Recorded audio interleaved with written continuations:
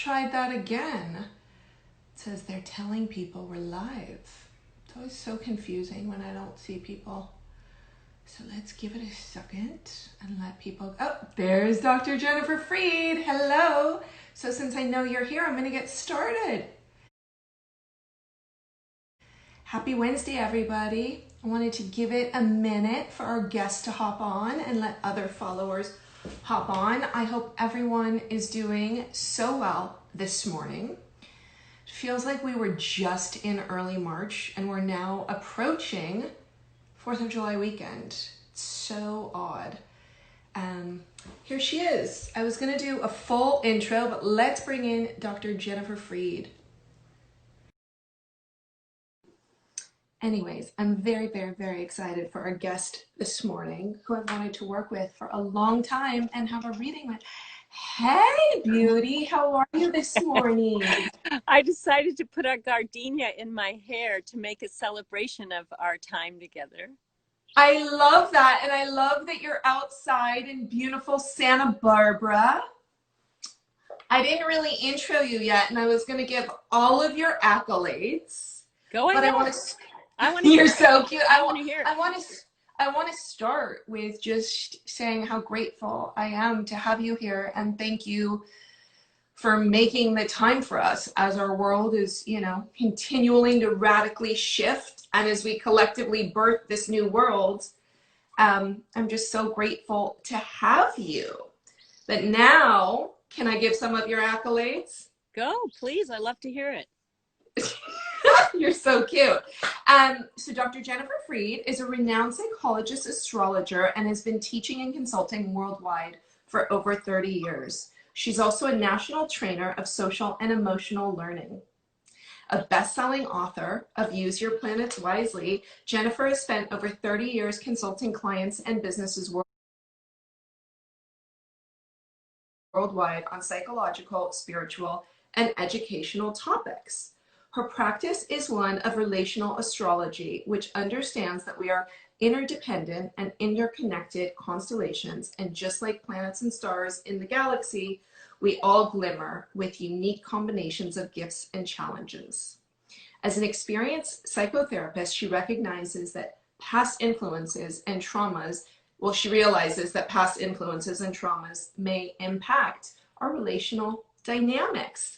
Did I miss much? We're going to get into your organization in a bit, but in terms of career stuff and being a contributor to so many things, did I miss? Do you want to share anything? I feel good about what you said. I love that.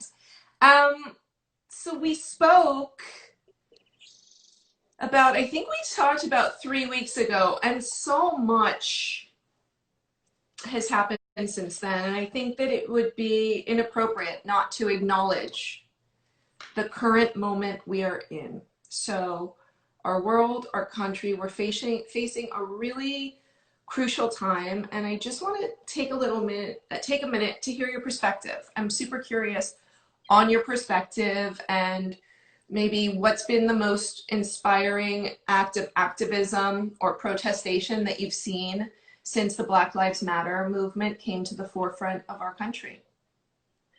Well, in astrology, we have foreseen for many years that 2020 is the death and rebirth of all systems. And we didn't have any idea it would come through a pandemic virus. But it is a time of social upheaval and change. And it is time that Black Lives Matter. And so the most inspiring thing to me is finally people have the time, the motivation, and the urgency to protest for a more equitable world. And that's always been in my heart. So it's very thrilling to see that there's a huge mass movement now to really change and define our systems on behalf of everyone. Yeah, I love the way you put that. It's so interesting. I spoke with one of my really close guy friends last night, who I haven't talked to in a couple months. Just checking in, what life has been like in quarantine and all that fun stuff. And I think I didn't choose my words wisely, when I said, what's happening is really heavy and it's really difficult and it's awful, he said, no, it's good. And the awful has come from is so long where people, I call it, turn the other cheek or haven't really looked in. So I love the opportunity that's coming about for us all right now. And the fact that we have, the time to have it come. I know that this is a subject for you because we're going to go into your organization, but so much is going on with race, discrimination, inequality, and social justice in our world right now. I want to know what it's really been like for you. And you already talked a little bit about how astrology comes into play. But what do you see is, whether it's astrological, what is a way for us to really get through this with as much ease and grace as possible? Well, the words ease and grace really aren't in the astrology of 2020. So Ah, sorry. That's not thanks. going to happen. But Thanks. I think what the words we would use is perseverance, Mhm. discipline, and pride. And I think we get disciplined about our relentless stopping of bigotry and racism in any form. And then we feel a lot of pride in the movement that we're making. Mhm. And it's also recognizing that every single group that has been forced to the margins and been denied rights, whether it's the LGBTQ, all of the groups have one thing in common, which is a system that has put profit over people. And so we all have to be united in changing the systems so that every single person has not just a fair chance at success, but a radical entryway into having a meaningful and decent life. And Absolutely. we haven't had a even playing field. I was And just going to ask you if you think there's ever a way for us to start from an even playing field.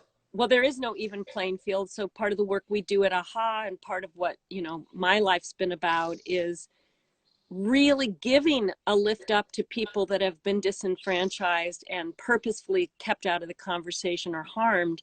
It's up to us with any of our privileges to make sure that we use that privilege to pull people up that have been pushed down.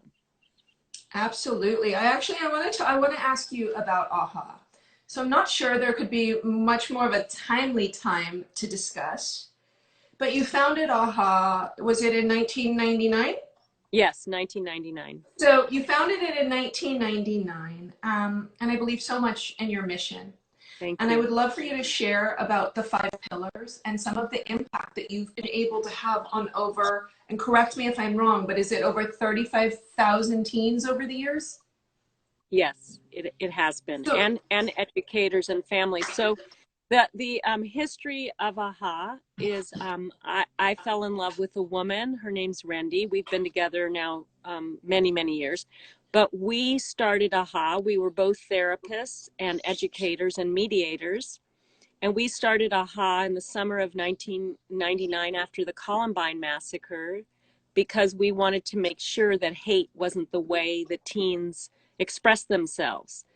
And we started off a summer program with courses like creative self-expression, something we called back then eracism, which was ending the isms between us.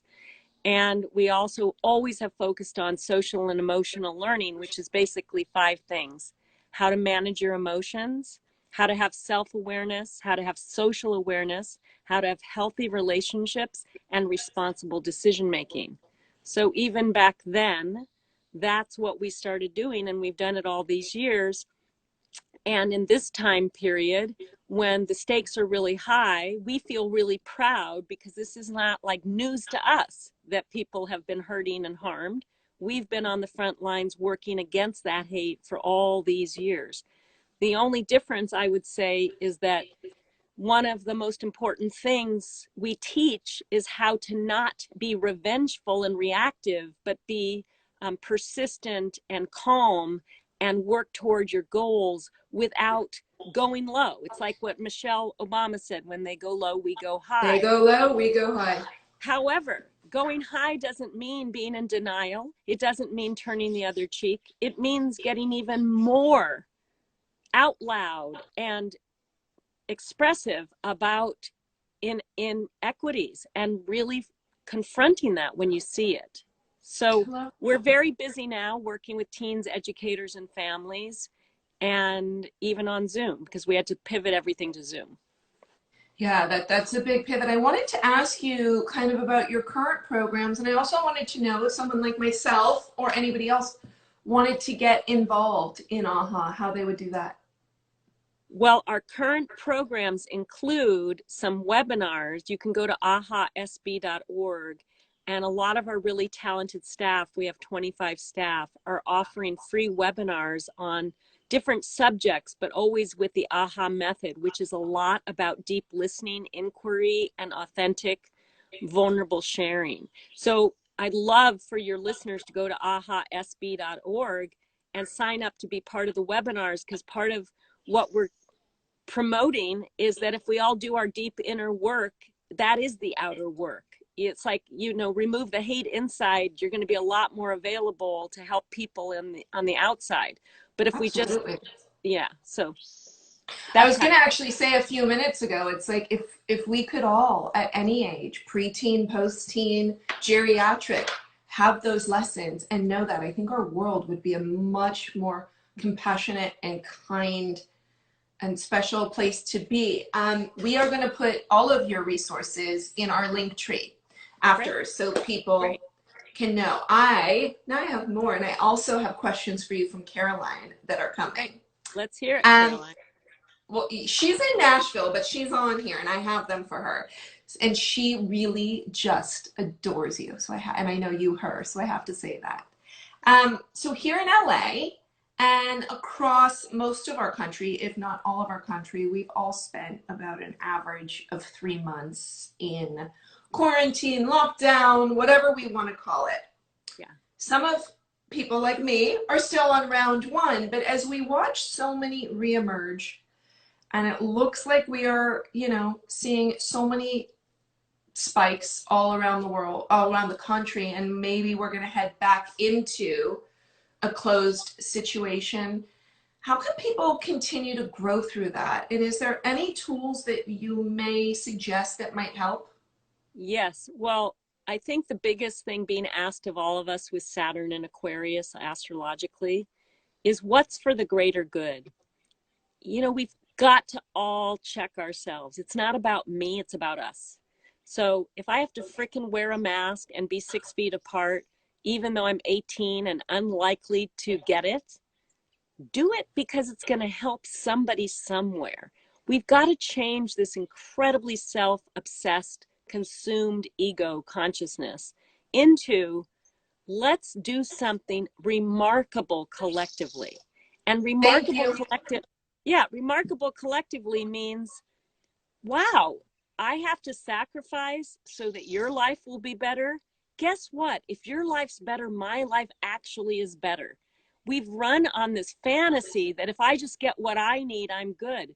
But actually, societies that have the biggest gap between earners and people that are poor have the biggest health problems, have the most anxiety, have the most depression, have the most violence. Guess what we have? All of that.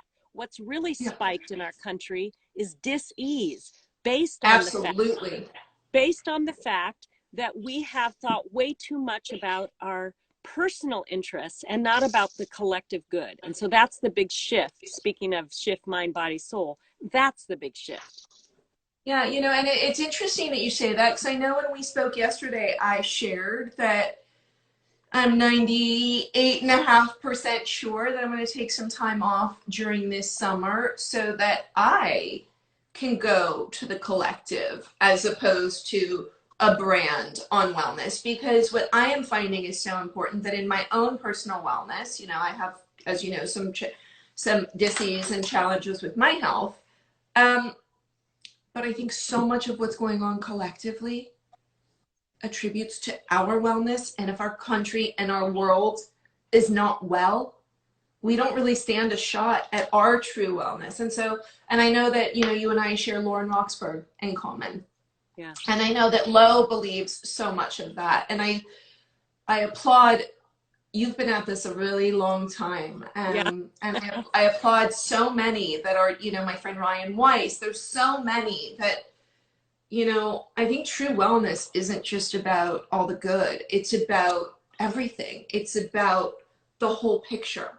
And so, so many of us taking time to educate, to listen, to, you know, learn. You know, I was talking to my best friend. We went on a walk the other day, and I was like, look, this is what everybody should be doing with their time.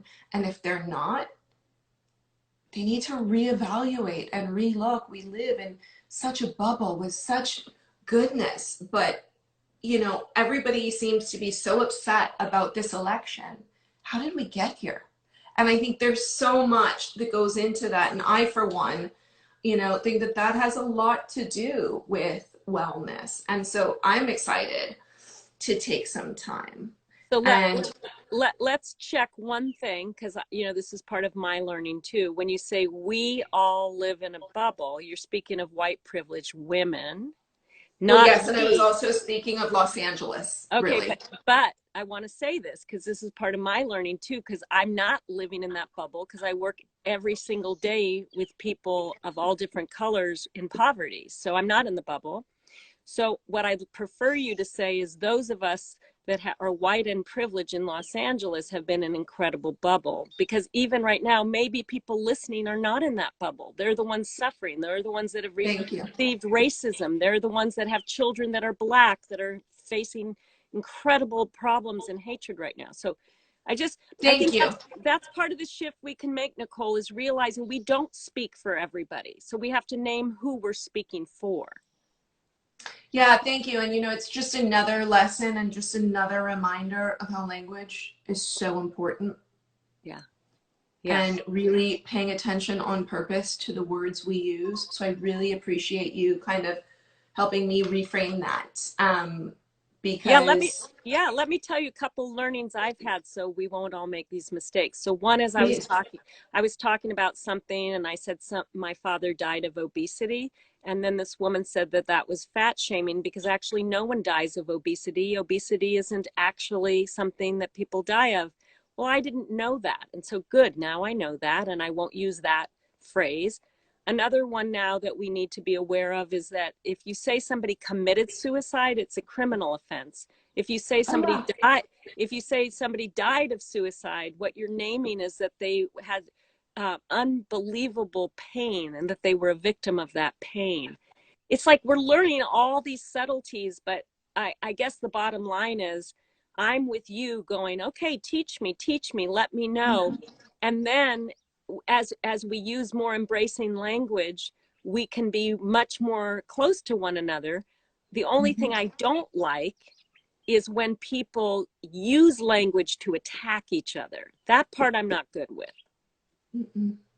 So for Yeah, example, and I appreciate that so much, you know, and what you just said is so powerful because I think if you hear the words someone committed suicide versus someone took their life, I yeah, think it changes the way you see it because same same guy I was talking to yesterday, he and I share a very close friend and we're coming up on the anniversary of my friend's passing and my friend took their own life about I don't know, 8, 9 years ago now. And I remember my friend Josh, and I remember when my friend Josh passed, my friend Michael, who we know he's not watching, my friend Michael was so angry. And as if, you know, there, and I understood that anger, but Michael was where I saw the pain and I saw the suffer. Michael saw the anger, and then I had a dear lupus sister who also took her own life but had a young child. And I remember in the very beginning, yeah, my heart and my mind went straight to anger as opposed to compassion.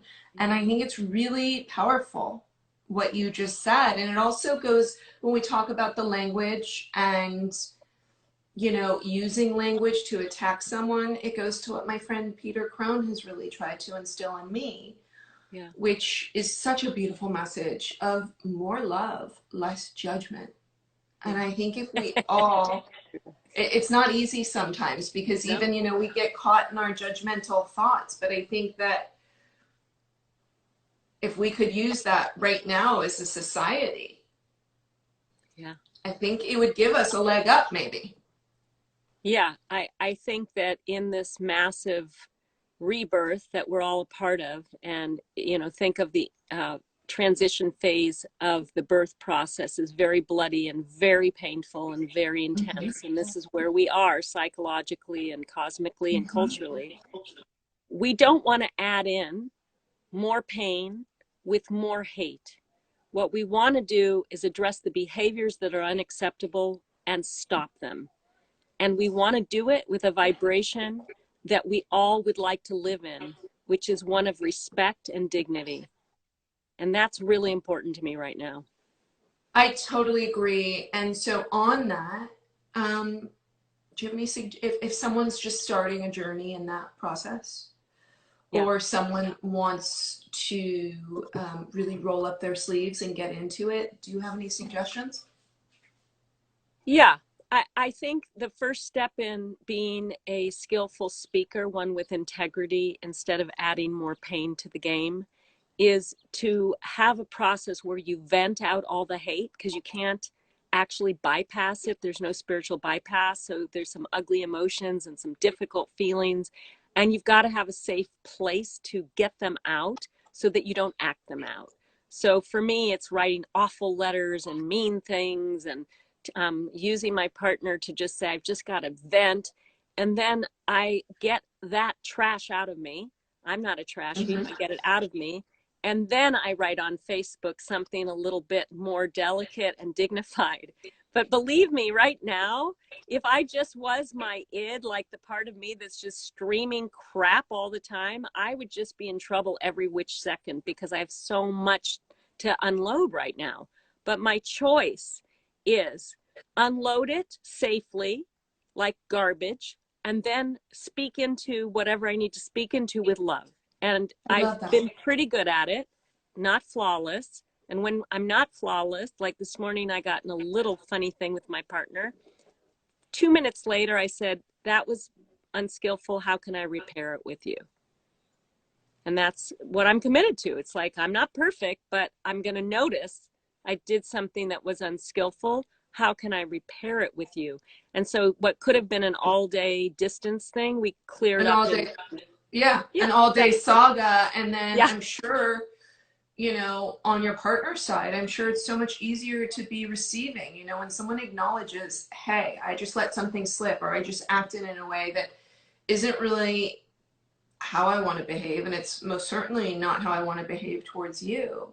And like, exactly. that was just a moment. I think that, you know, it makes it a lot easier because I spent a lot of my life and a lot of my childhood speaking before thinking and having to retrain myself. And no one's perfect, and I'm human as you are. But I think us really thinking before we speak is so important. And I think when emotions and frustrations and everything arises, so that there's like a combustion, we've been home, we've been locked up, we're angry, this is going on in politics, this is going on in social justice, this is going on in the LGBTQ community. Yeah. There's so much that's so raw, and I wish more people could be like that. Do you mind if we segue? I am happy to have it, like any type of conversation with you. I'm just so happy to be with you, and I really hope I get to see you in Santa Barbara this summer. We both share a passion for wellness, and I've really always wanted to know more about astrology. It's funny, it's like the continual thing that I remind my parents because neither of them can really remember when I was born. That's Yes, funny. yes, oh no. And then there's one of them lost my birth certificate, one of them lost my social security card. I'm letting it go. So I really wanted to know so much about astrology, and I've wanted a reading from you for so long, and I know that that's a thing that's hard to attain. But in a Yeah. time of so much uncertainty, and you already started tapping into it a bit, tell me how astrology comes into play. Well, I'll give you a direct example because this will help everybody right now. So, right now, the sun, which is our basic identity, and Mercury, which is the way we communicate, are both in the sign of Cancer, which is a water sign that represents nurturing energy, caring energy, and easily hurt energy. So we're both in a very delicate time and a very nurturing time for all of us. And those two planets are right now squared by something called Chiron, which is the wounded healer. And that particular alignment, and that's what you call it in astrology, is about skillfully speaking into our wounds and our hurts with a real dedication to healing. That's the skillful. The unskillful, which you see all over the place right now, is acting out our wounds through unconscious, insensitive communication. And so all of us have to be on high alert that we're easily wounded right now and also easily wounding. And so we have to really step back astrologically. This is for the next week or so, and say to ourselves, what in us needs to be healed so that we aren't perpetrating more harms on other people? And that's this moment right now. But I use astrology in terms of wellness to get very in touch with the cycles and to use them skillfully instead of unskillfully, because astrology is not predictive. It's just informative. Like, this is the time we're in. How do you choose, Nicole, to play it? And if you know what time we're in, you can orient better. And you can also make meaning out of what's happening and use it to the advantage of doing good things on behalf of others. That makes so much sense. And on a personal level, it's interesting. I've noticed in, I didn't know if it was hormonal or just our environment, but I've noticed recently, I think I'm a little bit more sensitive. Oh yeah, Someone we made, all are. Yeah. I was going to say, someone made a comment to me about my dog the other day, who I'm very close with. And I just, when they made this comment, which I guess in any other day, I would be like, yeah, it's a dumb comment, but it didn't really upset me. I found myself just so deeply offended. And, so I wonder if, and I'm sensitive to so much right now. So I guess it makes sense that, as with the alignment of what's going on around us, that would make perfect sense. This is Caroline's question. There are so many unknowns right now. You can hint and predict future events. Do you have any tools for people watching to find solace and comfort in the unknown? Which I think we just talked about a little bit, but she wanted to know if we can manifest our future. Yes. The answer is we're in co-creation with the divine. We are participating in the unfolding of history. We are our future. So can we manifest? Yes, not alone. We can't, like Jennifer, change the fate of the world, but in concert with others, yes. So here's the analogy I want to use. In the old metaphor of Sisyphus pushing the rock up the hill, and it gets heavier and heavier, and when he gets to the top, it rolls him back down and he has to start again. And that's that sense of just, oh my God, will we ever get there? It's so frustrating, and it gets harder and harder. We have to change that metaphor to we're all going to push the rock up the hill together. Every one of us is going to have a hand on this rock.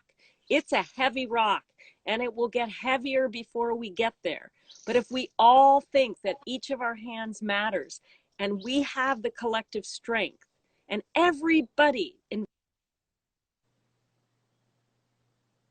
Uh-oh, did we freeze? Oh, I lost you. I lost you for a second. Are we there? So in other, yes, are we here? Okay. I'm here. Yeah, okay. No, I think there was just a little bit of a freeze. That's really powerful. And I guess I also want to ask you, so for those that are here to put their hands up collectively to that massive rock, how do we awaken or encourage those who aren't there to put their hands up with us? You just become irresistible. Ah, I love that. It's like my friend Amy, who loves you, Amy Budden. Uh-huh. um, talks to me, especially in my current meditation with her, about authenticity and love Yeah. being a But you just magnet. become irresistible. Look, when somebody's doing the coolest thing, everybody wants to be part of it. You don't go to people and go, be cool. You just do the coolest thing. And then I they love come that. along. And when, you know, look, if everybody's pushing a rock up the hill and it's looking pretty fabulous because people are close and they're connected and they're feeling really uh, accomplished, people want to be part of that. So never pay attention to who's not with you. Just pay attention to the people that are with you and getting more and more irresistible. I love that. And I guess it also goes with, I guess let's just stay in our own lane and continue what we're doing for us. And the people that join us, join us. And the ones who don't, don't. Um, can you tell me a little bit about your book, Use Your Planets Wisely? Yeah. Well, it's an incredible book for people to have personal and social transformation.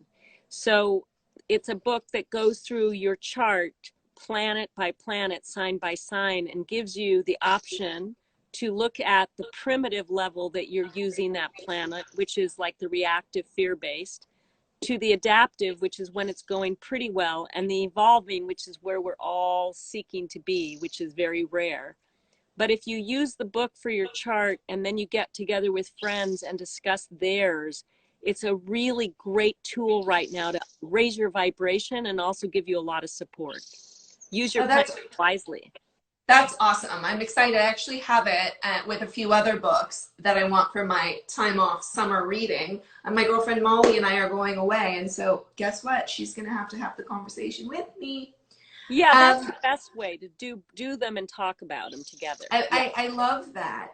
So, I don't know if it's still on schedule. I don't know because of the obvious. And I would love to come, but as someone who hosts programs and retreats, I love the fact that you do that as well. And my hat is off to you because it's a lot of work. Yeah. Um, Tell me about them and tell me about the one in September. Is it full? Can Yeah. people still sign up? And how do we learn about it? You're so sweet. Yes, that one is totally full because Okay. it's part of what I call my Jupiter Club. We will start booking for another retreat in April. And obviously, this is all pending that we can be together. But Right? I do retreats twice a year, and they're wellness retreats with different teachers besides myself that I'm crazy about at the time. And it's just a way that I can go deep with people, and I really enjoy it. And I also do retreats with other people as talent. So, for example, the Firestone Sisters are Or having, shift. yeah, our shift. The Firestone Sisters are having me at a retreat in Moustique, which is a French Caribbean island. So I do different things. I like to keep it very mixed. And the most important thing, so I want to say this to you too, because you're all about this, is to do the work I do. I spend 3 hours a day on self-care because I don't consider it a luxury. I consider it survival. So I want people to know that I work really, really hard, and I do. And part of working hard is no excuse. I got to take care of myself. Absolutely. It's so interesting that you said that because um, creating Shift has been one of the largest gifts of my life and one of the things that I'm absolutely most proud of. And doing what we did in Maui, I could literally cry right Yeah, now yeah, in the most special way because to have a dream and a vision, create it, architect it, execute it, is nothing I've ever experienced. But then also to see the change and the transformation that happened. Just I have someone coming on next week who is a writer, and it was, what do you do when you can't get pregnant? Everyone goes on the baby moon. What do you do? And she came and we had a moment, and I said, this is going to happen for you. She's giving birth in 8 weeks. yeah, So to see the difference that you can make in someone's life is just so powerful. But one of the biggest lessons that I learned, and I guess it's a no brainer, is that hosting or creating a retreat is not going on a retreat. It's very hard work. And when I came home from Maui, what I really realized is that if I wanted to go deeper in the wellness space as a brand, I have to go deeper in my own wellness. And I know that for me during COVID, I joined an accountability group. And it was very important that we all have certain commitments and that we're accountable to each other. And in the last couple weeks, I guess I thought it was, you know, just all the pain coming to the surface. I've been in, I don't know if it's a funk or whatnot, but I realize that I'm a bit out of alignment. Not fully out of alignment, but what is it? And it was, oh, I'm not sticking to those full commitments for myself. I'm drinking water, but I'm not drinking as much. I'm eating clean, but I'm not eating as clean as I was. I'm doing my meditation, but I'm not adding in the silence. I'm not doing the yin. And so I think what you said is so important that, and, you know, and this really goes into what I shared with you privately yesterday about taking some time off. Yeah. It's really, how can we be in this space and not, it's not even practicing what we preach, but how, and not take care of ourselves. So I'm so glad that we kind of touched on that. And, you know, I would love to go to the fire. I want to get some information on the one from the Firestone Sisters. That sounds so up my alley, and it's, I want to go and I want to experience. So here's another thing that Caroline and I both wanted to ask you. As we go back into the world or back into a global pause and a systemic awakening, well, I guess I'm just going to ask you if there's any words of wisdom that you wanted to leave us with. Well, let's take a moment, and sometimes I just listen to the divine of my knowing and get quiet, and let's just have a pause with, even on Instagram, what a revelation.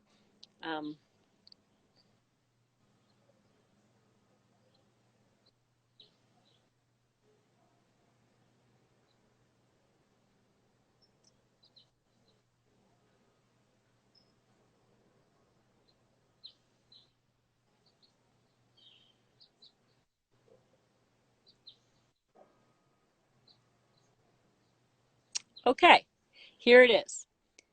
Be extra soft with yourselves and be undeterred in your goals for the world. Be soft with yourselves and undeterred in your goals for the world. That's it. I absolutely love that. I don't know if I missed anything that you wanted to talk about, but I think we covered I a think you lot. did a great job of covering it all. And I am so grateful for your work and your invitation and your followers. And thank you for supporting my work, because that is part of this journey. Is I am buoyed by people's love and support, and it helps me keep going. So thank you. I love that. And I'm so grateful. And thank you. I'm a huge fan of you. I'm a huge fan of your work. And I'm clearly a huge fan of learning and expanding. So I'm super grateful. And I wish you the most wonderful day. And Thank you. I know we'll connect real soon.